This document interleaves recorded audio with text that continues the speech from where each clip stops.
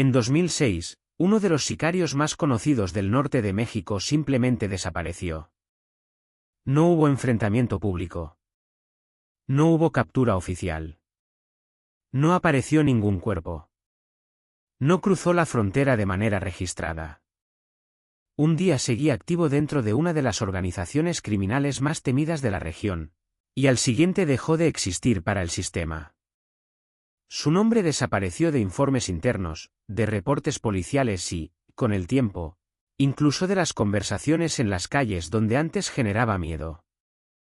Lo que hace que su historia siga inquietando no es únicamente su pasado, sino la forma en que todo terminó, sin ruido, sin sangre, sin explicación. Se llamaba, al menos según los registros oficiales, Andrés Molina. Nació en un pequeño municipio fronterizo donde la presencia del crimen organizado no era una excepción, sino parte del entorno cotidiano. Creció en una casa humilde, en un barrio donde las oportunidades eran escasas y las alternativas muchas veces se reducían a dos caminos: emigrar o integrarse en la economía ilegal que dominaba la región. En entrevistas antiguas con conocidos de su infancia, todos coinciden en algo: no era un niño violento, ni particularmente problemático. Era callado, observador, inteligente. La adolescencia de Andrés coincidió con un periodo de transformación en la región. Nuevas rutas, nuevos grupos, nuevas disputas por el control territorial. En ese contexto, muchos jóvenes comenzaron a ser reclutados para tareas aparentemente menores: vigilar calles, transportar información, servir como enlaces. No era un proceso formal. No había contratos ni anuncios públicos. Era una red informal que se alimentaba de necesidad y silencio. Andrés fue uno más de esos nombres que empezaron desde abajo. Durante los primeros años, su función no implicaba violencia directa. Al menos, eso es lo que sugieren quienes lo conocieron en esa etapa. Se movía entre pueblos, entregaba mensajes, aprendía la dinámica interna de la organización.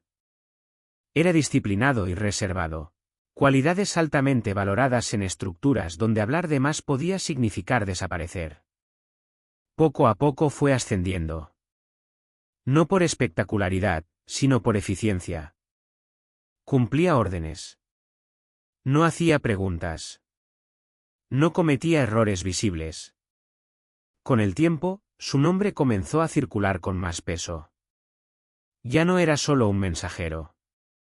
Era alguien en quien se confiaba para operaciones sensibles. Las autoridades lo identificaron en informes internos como un operador clave dentro de una célula regional.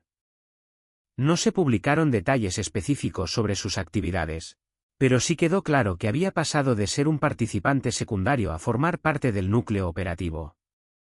En ese momento, el miedo comenzó a rodearlo. Vecinos del barrio donde creció afirmaban que, cuando regresaba, lo hacía con discreción. No alardeaba. No buscaba atención. No exhibía lujos exagerados. Esa moderación era parte de su perfil. No era el tipo de figura mediática que buscaba notoriedad. Era más bien una presencia silenciosa, casi invisible, lo cual paradójicamente aumentaba la sensación de peligro. En regiones donde la violencia es ruidosa, el silencio suele ser más inquietante. Sin embargo, alrededor de 2005, algo comenzó a cambiar. No hay un documento oficial que marque ese punto de inflexión, pero varios testimonios coinciden en que su comportamiento empezó a volverse errático. Cancelaba reuniones. Evitaba ciertos contactos. Pasaba más tiempo solo. Un antiguo colaborador declaró años después que Andrés parecía cansado, no físicamente, sino mentalmente. Como si algo dentro de la estructura ya no encajara con él. También empezó a realizar movimientos financieros inusuales. No grandes transferencias ni compras ostentosas, sino pequeños retiros y depósitos dispersos. Nada que llamara la atención de inmediato, pero lo suficiente como para que, revisando la secuencia años después, pareciera parte de una planificación. Al mismo tiempo, redujo sus desplazamientos habituales. Se mantenía en zonas menos vigiladas y evitaba rutas que antes recorría con frecuencia. La organización para la que trabajaba atravesaba un periodo de tensión interna. Disputas por liderazgo, cambios estratégicos, presiones externas. En esos momentos, la confianza es frágil y la sospecha constante. En ambientes así, cualquier señal de distanciamiento puede interpretarse como traición. Y la traición, real o imaginada, rara vez se perdona. Pero Andrés no fue acusado públicamente de nada. No hubo comunicado interno filtrado que señalara su deslealtad. No se registró ningún enfrentamiento interno vinculado a su nombre. Lo que sí ocurrió fue algo más difícil de interpretar. Comenzó a reunirse discretamente con personas ajenas al círculo habitual. No eran autoridades, al menos no oficialmente. Eran intermediarios. Contactos en ciudades distintas. Personas que, según un informe posterior, no estaban directamente vinculadas a la organización. Las últimas semanas antes de su desaparición fueron especialmente extrañas. Canceló un viaje importante. Dejó de responder mensajes cifrados.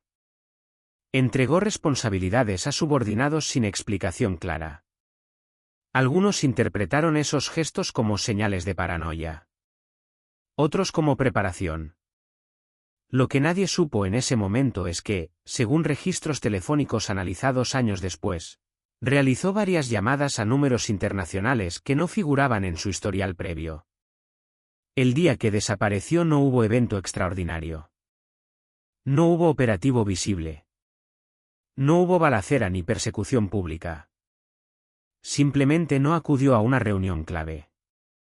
Su teléfono dejó de emitir señal. Su vehículo fue encontrado días después en un estacionamiento sin cámaras. En su domicilio no había señales de violencia ni de huida precipitada. Algunas prendas faltaban.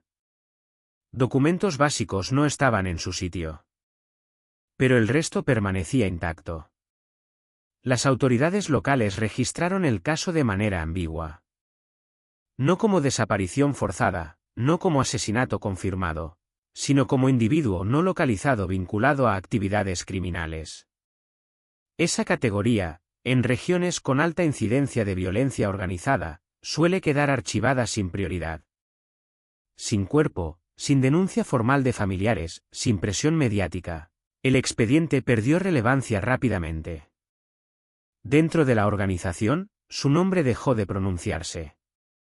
Y en esos círculos, el silencio no es casual. Puede significar respeto. Puede significar miedo. O puede significar que alguien decidió que la historia terminaba ahí. Lo que distingue este caso de muchos otros es que no existe un cierre claro. No hay enfrentamiento documentado que explique su caída. No hay registro migratorio que confirme su salida del país. No hay cuerpo encontrado en zonas rurales ni rumores sólidos de ejecución interna. Solo una ausencia prolongada que, con el tiempo, se convirtió en un vacío.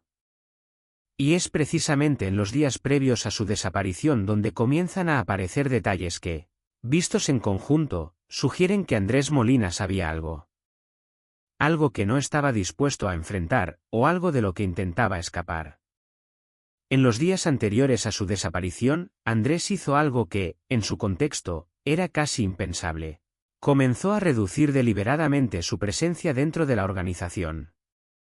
No se trataba solo de ausencias ocasionales, sino de una retirada progresiva. Delegó decisiones que antes controlaba personalmente. Evitó encuentros presenciales que solían ser obligatorios. Y, lo más llamativo, dejó de utilizar los canales de comunicación internos durante varios días consecutivos. Para alguien en su posición, ese tipo de comportamiento podía interpretarse de muchas formas. Algunos lo vieron como un signo de desgaste. Otros como un acto calculado. En estructuras donde la lealtad es vigilada constantemente, cualquier cambio de rutina puede despertar sospechas. Sin embargo, no hay evidencia clara de que hubiera una orden formal en su contra. No apareció en listas internas de personas sancionadas. No fue mencionado en interceptaciones conocidas. Su nombre simplemente dejó de generar movimiento. Uno de los elementos más desconcertantes surgió años después, cuando un periodista independiente accedió a documentos judiciales relacionados con un operativo federal en la región. Entre los archivos figuraba una referencia indirecta a un colaborador potencial, que había mostrado disposición a proporcionar información estratégica a cambio de garantías de protección. El nombre no estaba completo, pero coincidía parcialmente con el de Andrés.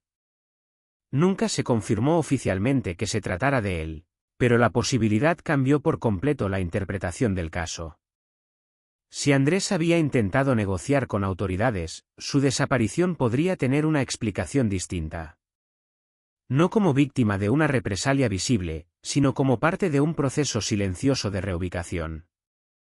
Programas de protección de testigos existen, aunque rara vez se reconocen públicamente en casos de alto perfil vinculados al crimen organizado.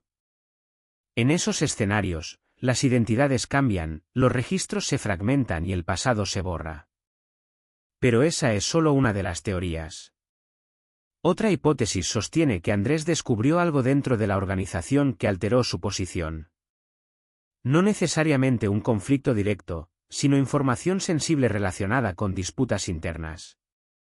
En contextos donde las alianzas cambian rápidamente, saber demasiado puede ser tan peligroso como hablar demasiado. En lugar de esperar un desenlace violento, pudo haber optado por desaparecer antes de que la sospecha se consolidara.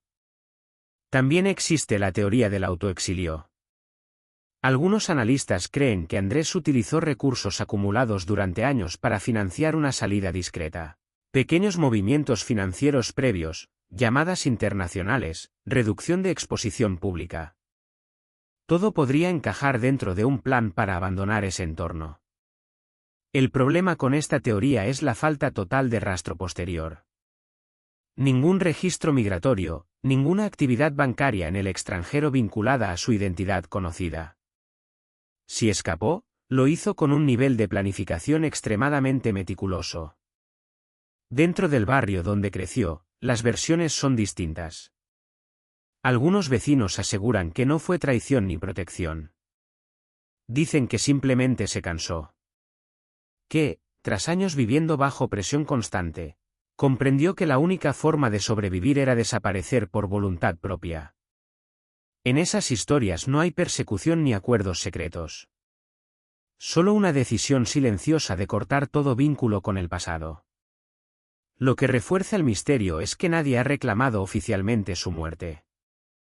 En entornos donde los conflictos suelen generar mensajes públicos o rumores visibles, el silencio prolongado resulta inusual.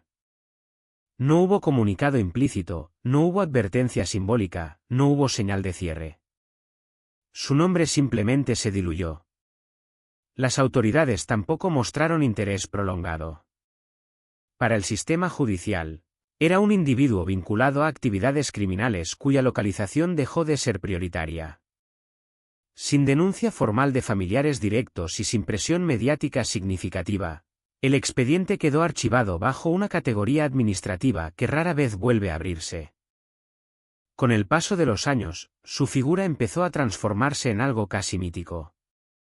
No por glorificación, sino por la rareza del caso.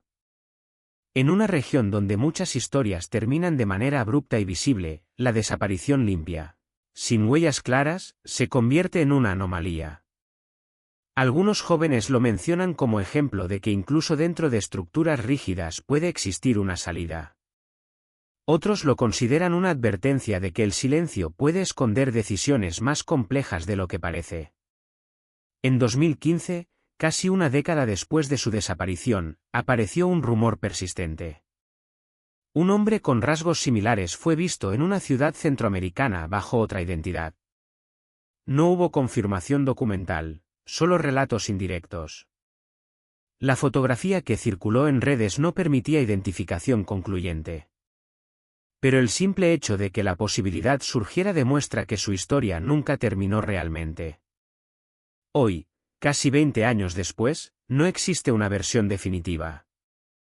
Andrés Molina puede haber sido eliminado internamente sin registro público. Puede haber ingresado en un programa de protección. Puede haber cambiado de identidad. O puede haber decidido comenzar de cero en un lugar donde nadie conociera su pasado. Lo único indiscutible es el vacío. Una figura que pasó de ser un nombre relevante en informes regionales a convertirse en una ausencia prolongada. Sin confirmación, sin cierre, sin explicación oficial. Y quizás ahí reside lo más inquietante de esta historia. No en los hechos conocidos, sino en la posibilidad de que alguien que estuvo tan profundamente involucrado en un entorno de violencia haya logrado romper con él sin dejar rastro visible. En un sistema donde casi todo deja huella, desaparecer por completo es, en sí mismo, un fenómeno extraordinario. Porque a veces, el misterio no es cómo alguien vivió, sino cómo logró dejar de existir en los registros sin que nadie pudiera demostrar qué ocurrió realmente. Y mientras no aparezca una prueba concluyente, la pregunta seguirá abierta: ¿fue traición, protección o decisión propia? Tal vez la respuesta exista. Pero si existe, está en un lugar donde, hasta ahora, nadie ha podido encontrarla.